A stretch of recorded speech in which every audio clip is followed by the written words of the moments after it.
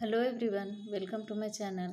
तो आज हम लोग इस वीडियो में पढ़ेंगे मगध का उदय और मगध का उदय की क्या कारण था, किस कारण से मगध का उदय हुआ था उसके बारे में इस वीडियो में जानेंगे। और उसके बाद जानेंगे कि मगध के प्रमुख शासक एवं राजवंश कौन थे, कौन कौन से थे।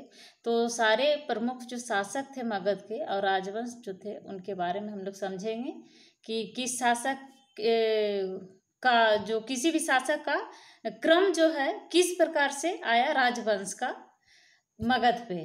तो आइए शुरू करते हैं। मगध का उदय जो था 16 महाजनपदों में। मगध सर्वशक्तिशाली राज था। 16 महाजनपद जो थे, आपको मालूम होगा, नहीं मालूम है तो अभी थोड़ा सा हम बता देते हैं। 16 महाजनपद में थे, जैसे कौशल हो गया जिसकी राजधानी श्रावस्ती थी, और उसके बाद काशी जिसकी राजधानी वाराणसी थी, अंग की राजधानी चंपा थी, मगध गिरिब्रज थी मगध की राजधानी या राजगिरी, बज्जी विदेह या मिथिला, और मल्ल महाजनपद जो था उसका राजधानी था कुशीनारा या फिर पावा। और उसके बाद चेदी सुक्ति मती या सुक्ति इसकी राजधानी थी, वत्स की राजधानी कौशाम्बी, और कुरु की राजधानी इंद्रप्रस्थ। पांचाल महाजनपद था, उसकी उत्तरी पांचाल इसका या फिर अहिछत्र काम्पिल जिसको बोलते हैं, उत्तरी पांचाल का अहिछत्र में था और दक्षिणी पांचाल का काम्पिल में था। तो पांचाल की दो राजधानियां थी, अहिछत्र और काम्पिल, उत्तरी पांचाल और दक्षिणी पांचाल। मत्स्य विराटनगर, मत्स्य की राजधानी विराटनगर थी, और सुरसेन की राजधानी मथुरा, अस्मक की राजधानी पोतन या पोटिन थी, और अवंती की राजधानी उत्तरी अवंती जिसको उज्जैनी एवं दक्षिणी अवंती को महिष्मती था राजधानी। अवंती का भी दो राजधानी था, उत्तर और दक्षिण में दो पार्ट में बटा हुआ था, तो इसको दो राजधानी था, उज्जैनी और महिष्मती। और गांधार की राजधानी तक्षशिला था, कंबोज की राजधानी राजपुर या हटक थी। तो जितने भी 16 महाजनपद हैं, कौशल, काशी, अंग, मगध, बज्जी, मल, चेदी, बस, कुरु, पंचाल, मत्स्य, सुरसेन, अस्मक, अवंती, गांधार और कंबोज, तो इन 16 महाजनपदों में मगध सर्वशक्तिशाली राज था और अन्य राज्यों से राजनीतिक प्रभुत्व के लिए उसका लंबा संघर्ष हुआ मगध का। और इसके फलस्वरूप 6ठी से 4वीं शताब्दी में हम देखते हैं कि मगध साम्राज्य का उदय और विस्तार बहुत ही तेजी से विस्तार हुआ। तो मगध के उदय के क्या कारण थे, तो उसको हम लोग जानते हैं कि मगध के साम्राज्यवादी शक्ति के रूप में उदय के अनेक कारण थे। जैसे मगध की भौगोलिक स्थिति को हम देखते हैं, तो इसकी राजधानी राजगिरी एवं पाटलिपुत्र थी। मगध की राजधानी प्राकृतिक सीमाओं से सुरक्षित थी। मगध क्या थी, इसकी राजधानी राजगिरी एवं पाटलिपुत्र थी, और ये जो था प्राकृतिक सीमाओं से सुरक्षित थी। राजगिरी पहाड़ियों से और पाटलिपुत्र नदियों से घिरा हुआ था। राजगिरी जो था इसका राजधानी, वो पाटलिपुत्र नदियों से घिरा हुआ था। पाटलिपुत्र राजगिरी पहाड़ियों से घिरा हुआ था और पाटलिपुत्र नदियों से घिरा हुआ था। गंगा नदी अभी पाटलिपुत्र से होकर पाटलिपुत्र से होकर हिमालय से होकर पाटलिपुत्र तक में भी आया है। तो नदियों से घिरा हुआ था पाटलिपुत्र, और राजगिरी जो था उसकी राजधानी पहाड़ियों से घिरा हुआ था। तो इस प्रकार से देखा जाता है कि मगध की सीमा जो थी प्राकृतिक सीमाओं से सुरक्षित थी और उसकी भौगोलिक स्थिति, इसलिए इस पर बाहरी आक्रमण सुगम नहीं था। बाहर से आक्रमण बहुत ही कम होता था, और अतः यहाँ के राजाओं को राज्य विस्तार का अवसर प्राप्त हुआ, जिसका लाभ उन लोगों से, यानी यहाँ के जो राजा थे वे लोग आक्रमण से बचे रहे, और उनका पूरा ध्यान इसको मगध को विस्तार में उन्होंने लगाया, और इसका उससे लाभ हुआ कि मगध का उदय हुआ, उत्थान हुआ। और इसके कई और दूसरे कारण भी है मगध का उत्थान का, जैसे आर्थिक संपन्नता हो गया। तो मगध में जो था कृषि, उद्योग और व्यापार की उन्नत स्थिति थी। मगध में राज को भरपूर कर की प्राप्ति होती थी, जिसके बल पर सेना का गठन कर साम्राज्यवादी प्रवृत्ति संस्कृति को बढ़ावा दिया गया। मगध आर्थिक स्थिति से भी संपन्न था। यहाँ कृषि, उद्योग और व्यापार की उन्नत स्थिति थी, तो यह भी कारण बना उत्थान का। उसके बाद हम देखते हैं कि सैनिक संगठन जो था, मगध में सुदृढ़ सैन्य व्यवस्था थी। इसके पास हाथी की टुकड़ी थी जो दलदली इलाकों में घोड़े से अधिक उपयुक्त थी। मगध में लोहे की खानें भी थी। युद्ध के लिए नए अस्त्र शस्त्रों से मगध की सेना सुसज्जित थी। मगध की सैनिक सर्वोच्चता से मगध के उत्कर्ष में प्रमुख भूमिका निभाई। तो आर्थिक संपन्नता, सैनिक संगठन, मगध की भौगोलिक स्थिति भी जो प्राकृतिक सीमाओं से सुरक्षित था, तो यह भी कारण रहा मगध के उदय का। और दूसरा है कि शासकों की दृढ़ इच्छा शक्ति। मगध के जो शासक थे उनको इच्छा शक्ति बहुत ही दृढ़ था। तो मगध में अनेक साम्राज्यवादी प्रवृत्ति के शासक हुए जिन्होंने युद्ध एवं कूटनीति द्वारा मगध की सीमा का विस्तार किया। जैसे हो गए बिंबिसार, अजातशत्रु, शिशुनाग, महापद्मनंद का इस संदर्भ में विशेष योगदान रहा और मगध के उदय में, उत्थान में। तो इन्होंने जो थे, इनके जो शासक थे, इनकी जो इच्छा शक्ति थी वह दृढ़ इच्छा शक्ति वाले ये लोग शासक थे। तो यह भी कारण रहा मगध के उत्थान का। तो आइए हम उसके बाद जानते हैं मगध के प्रमुख जो शासक थे।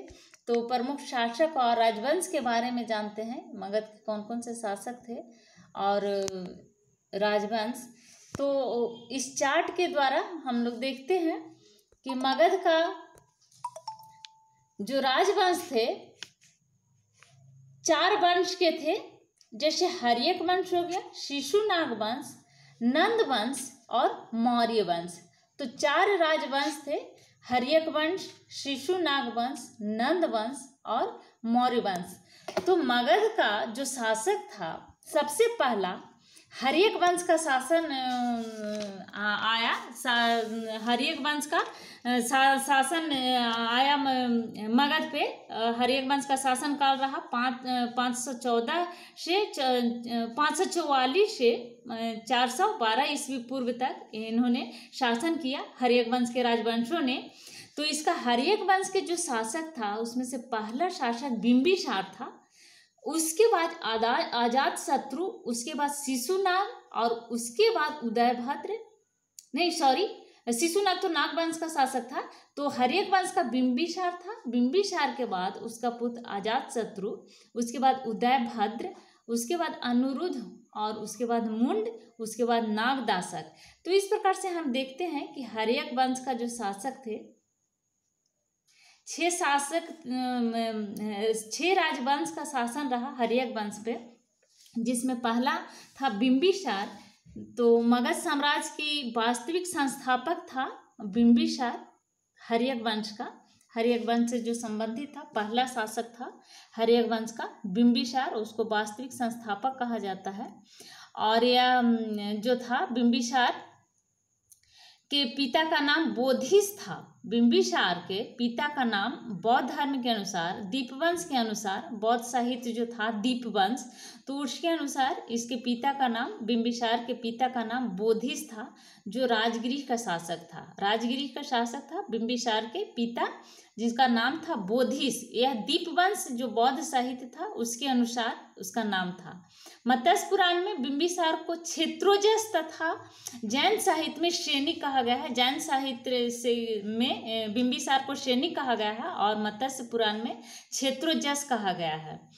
तो यह जो पहला शासक था बिंबिसार हर्यक वंश का, उसके बाद दूसरा शासक आ जाता है अजातशत्रु, जिसका शासन काल रहता है 492 से 460 ईस्वी पूर्व तक। अजातशत्रु को कुनिक कहा जाता है और अपनी साम्राज्यवादी नीति के अंतर्गत उसने कौशल तथा बज्जी को मगध साम्राज्य में मिला लिया था। अजातशत्रु ने कौशल तथा बज्जी को, कौशल और बज्जी को मगध साम्राज्य में मिला लिया था। तो इस प्रकार से मगध का विस्तार होते गया, उदय और उत्थान हुआ मगध का। तो बिंबिसार के बाद अजातशत्रु हर्यक वंश का शासक बनता है और अजातशत्रु के मंत्री जो थे सुनिधि तथा बशकार ने लिच्छवियों में फूट डाला उन्होंने, जिससे अजातशत्रु को बज्जी संघ पर विजय प्राप्त हुआ था। तो उसके बाद अजातशत्रु, बिंबिसार के बाद अजातशत्रु आया, और अजातशत्रु के बाद आता है उदयीन या उदयभद्र उसको नाम था, जिसका शासनकाल रहता है 460 से 444 ईस्वी तक, इसका ईस्वी पूर्व तक इसका शासनकाल, जिसको उदयीन कहा जाता है या फिर उदयभद्र या फिर उदयीन भी इसका नाम था, जिसको बौद्ध ग्रंथ में इसको पितृहंता कहते हैं, उदयीन को या उदयभद्र को पितृहंता बौद्ध ग्रंथ में। और इसने अजातशत्रु की हत्या करके, जिसका पिता था अजातशत्रु, उसको हत्या करके मगध का सम्राट खुद को घोषित कर लिया था। और इसको जो है अपने पिता के समय में वह चंपा का उपराजा था, अपने पिता यानी अजातशत्रु के समय में चंपा का उपराजा था। और इसने जो था उदयीन या उदयभद्र जो था, गंगा और सोन एवं गंडक के संगम पर पाटलिपुत्र नामक नगर को बसाया था, यानी पाटलिपुत्र को इसी ने बसाया था, उदयीन ने ही बसाया था। और इसका अपना राजधानी, यानी जो उसका राजधानी था, अपना राजधानी को इसने पाटलिपुत्र कर दिया था। पाटलिपुत्र नगर का स्थापना किया था। जब मगध की राजधानी पहले गिरिब्रज या राजगिरी थी मगध की राजधानी, तो राजगिरी से उसने उदयीन ने अपना राजधानी को पाटलिपुत्र में ले आया था, क्योंकि पाटलिपुत्र नगर को इसी ने बसाया था, गंगा और सोन एवं गंडक के संगम पर। तो इस प्रकार से देखा जाए, उसके बाद हम देखते हैं कि अनुरुद्ध, मुंड और नागदासक जो शासक थे हर्यक वंश के, इन्होंने सबसे अंतिम शासक था नागदशक, और इससे पहले मुंडक था, यानी उदयीन के बाद अनुरुद्ध, उसके बाद मुंडक, उसके बाद नागदशक। तो ये जो तीनों जो थे, उदयीन के उत्तराधिकारी के बाद अनुरुद्ध आता है और मुंडक आता है, उसके बाद नागदशक। तो इन तीनों जो था, तीनों को भी प्रीतिहंता कहा गया है। और इन तीनों को विलासता, ये जो तीनों थे बहुत ही आलसी थे, तो इन तीनों को विलासता एवं इनके व्यवहार से क्षुब्ध होकर जनता ने शिशुनाग नामक योग्य एक अमात्य था, उसको शासक बनाया। और उसी के साथ शिशुनाग वंश यानी हर्यक वंश समाप्त होता है, और शिशुनाग वंश आता है हर्यक वंश के बाद, और उसका शासक बनता है शिशुनाग, जो एक अमात्य था शिशुनाग। तो शिशुनाग वंश का दो शासक हुए, शिशुनाग और कालाशोक। तो शिशुनाग का शासनकाल जो रहा 412 ईस्वी से 394 ईस्वी पूर्व तक रहा शिशुनाग का शासनकाल। और इसको महावंश टीका में शिशुनाग को लिच्छवी शासक की वेश्या पत्नी से उत्पन्न बताया गया है इसको, लेकिन पुराण उसे क्षत्रिय मानते हैं।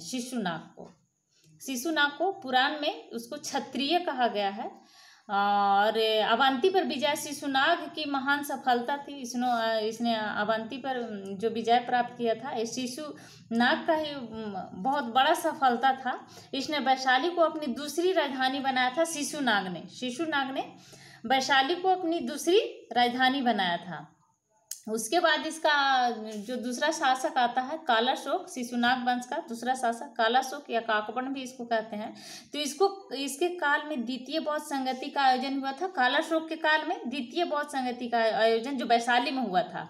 तो बाणभट्ट के हरिश्चरित्र से ज्ञात होता है कि पता चलता है कि किसी ने राजधानी के निकट घूमते हुए उसकी हत्या कर दी, कालाशोक या काकवर्ण की। और इसी के समय में द्वितीय बौद्ध संगीति हुआ था वैशाली में। और इसने पाटलिपुत्र को राजधानी बनाया था कालाशोक ने, यानी शिशुनाग वंश में शिशुनाग जो आया था, पाटलिपुत्र उदयीन जब राजधानी बनाया था हर्यक वंश का जो शासक था, क्योंकि पाटलिपुत्र नगर उसी ने बसाया था, तो जो उसने राजगिरी से राजधानी पाटलिपुत्र लाया, और पाटलिपुत्र से पुनः फिर शिशुनाग ने वैशाली कर दिया राजधानी। और जब कालाशोक आया तो फिर वैशाली से उसने पाटलिपुत्र को राजधानी बनाया। तो उसके बाद फिर आता है नंद वंश आता है शिशुनाग वंश के बाद। नंद वंश मगध का शासक बनता है। तो नंद वंश में महापद्म नंद, जिस व्यक्ति ने महानंदिनी की हत्या करके वह महापद्म नंदन बना था, तो वही नंद वंश का संस्थापक था।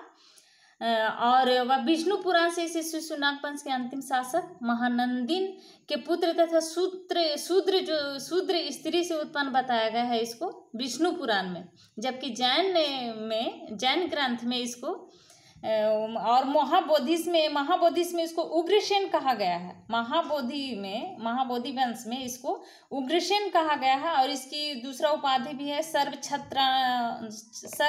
छत्रांतक, यानी क्षत्रियों को नाश करने वाला इसको बताया गया है, इसको उपाधि और दूसरा था। और उसके बाद नंद वंश का जो शासक था, नंद वंश के कई एक शासक थे, तो महापद्म नंद हो गया, पंडुक हो गया, पंडुमती हो गया, भूतपाल और राष्ट्रपाल, गोविंद दशांग और दास सिद्धक, कैवर्त और धन यानी धाननंद, जो नंद वंश का अंतिम शासक था धननंद। नंद वंश के कुल 9 राजा हुए। 9 राजा में अंतिम राजा जो था धननंद था। और धननंद इस वंश का जो था नंद वंश का अंतिम राजा था, जो सिकंदर के समकालीन था। धननंद सिकंदर के समकालीन था। भद्रशाला इसका सेनापति था। भद्रशाल धननंद का सेनापति था। ग्रीक या यूनानी लेखकों में इसको धननंद को अग्रमीज कहा गया है। ग्रीक या यूनानी लेखकों द्वारा धननंद को अग्रमीज कहा गया है। चंद्रगुप्त मौर्य ने अपने गुरु चाणक्य की सहायता से इसको पराजित करके, वध करके और मौर्य वंश की स्थापना किया था, मौर्य वंश की नींव रखा था।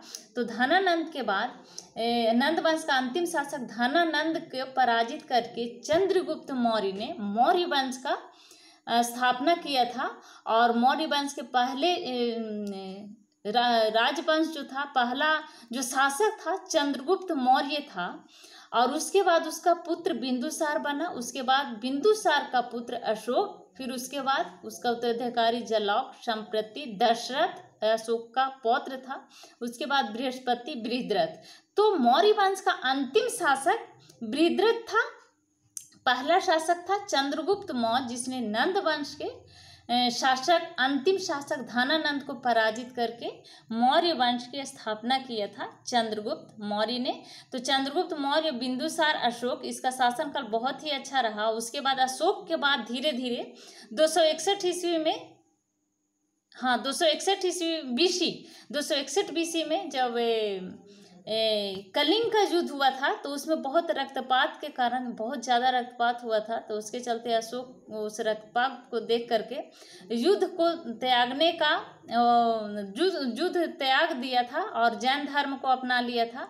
और उसके बाद से मौर्य वंश धीरे धीरे कमज़ोर होता चला गया। उसके बाद बृहद्रथ को आते आते मौर्य वंश बहुत ही कमज़ोर हो गया। और उसके बाद लास्ट वंश जो था मौर्य वंश का अंतिम शासक बृहद्रथ था।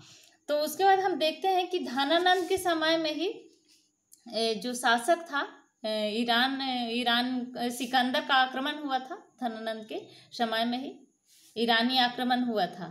तो ये थे मगध के प्रमुख शासक एवं राजवंश, जिसमें मगध के प्रमुख राजवंश में हर्यक वंश हो गया, शिशुनाग वंश, नंद वंश और मौर्य वंश, 4 राजवंश थे मगध के।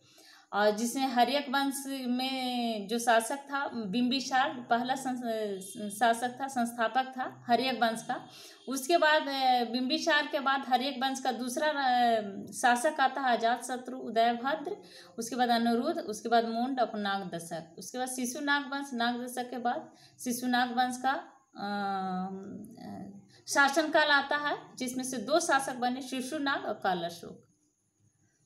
उसके बाद नंद वंश आता है। तो नंद वंश में महापद्म, पंडुक, पंडुमती, भूतपाल, राष्ट्रपाल, गोविंद दशांग, दास सिद्धक, कैवर्त और धनानंद। उसके बाद मौर्य वंश धनानंद को पराजित करके चंद्रगुप्त मौर्य मौर्य वंश की स्थापना किया। और इसका गुरु था प्रधानमंत्री जो था चंद्रगुप्त मौर्य के, तो था चाणक्य। और चाणक्य जो था अशोक को चंद्रगुप्त मौर्य अपने गुरु जो चाणक्य था उसी की सहायता से धनानंद को पराजित किया था और मौर्य वंश की स्थापना किया था। और वो प्रधानमंत्री था चंद्रगुप्त मौर्य के शासनकाल में चाणक्य। उसके बाद उसका पुत्र बिंदुसार उसके बाद पुत्र बिंदुसार का पुत्र अशोक आता है, फिर जलौक, संप्रति, दशरथ, बृहस्पति और बृहदत्त। तो इस प्रकार से देखा जाए तो मगध का जो शासक थे, 4 राजवंश का शासनकाल रहा मगध पे। तो ये थे आज के हमारा। Thank you. वीडियो सब्सक्राइब करें, लाइक करें एंड शेयर करें।